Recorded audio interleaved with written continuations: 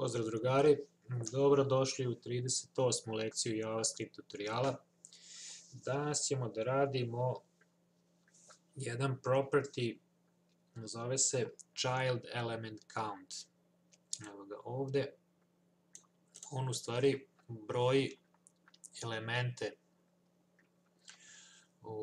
na klik. Verovatno, kada ste učili HTML, učili ste šta je roditelj, to bi predstavlja ovaj div element ovde, a ovo su njegovi child elementi, ili da kažemo deca, i ovaj property u stvari broji ove elemente ovde koji se nalaze. Pa, hajde da vidimo kako funkcioniše. Evo kaže, klikni na dugme da vidiš koliko elemenata ima i kad kliknem na dugme kaže 3 elementa sam našao.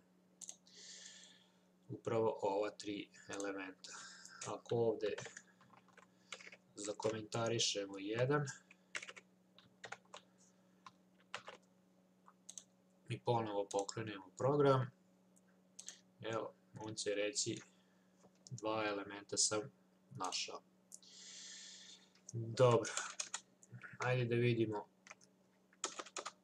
kako smo to postigli. Ovi paragrafi ovde su vam jasni, ovde imamo jedno dugme, pozvali smo event onClick i funkciju koju smo dali ime izbroj. Zatim ovde imamo jedan roditeljski div i njegovu decu, odnosno child elements. Ovde imamo jedan paragraf koji smo dali ID rezultat i ovde ćemo smestiti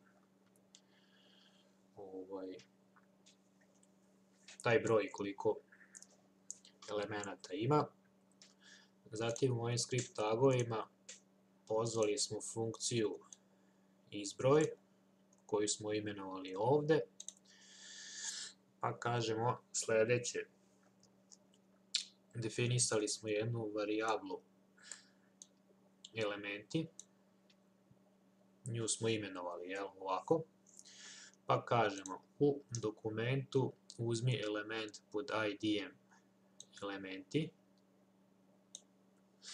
znači uzmi mi ovaj ID ovde, ovog roditeljskog diva i pozivamo property child element count. Dakle, želim da izbroji ove child elemente ovde.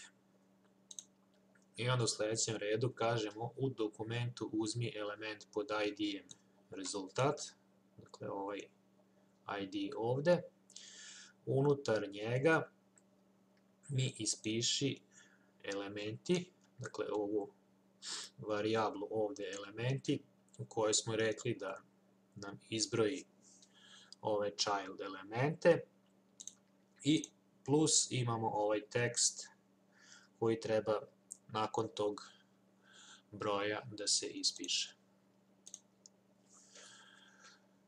Eto, toliko o ovom child element countu.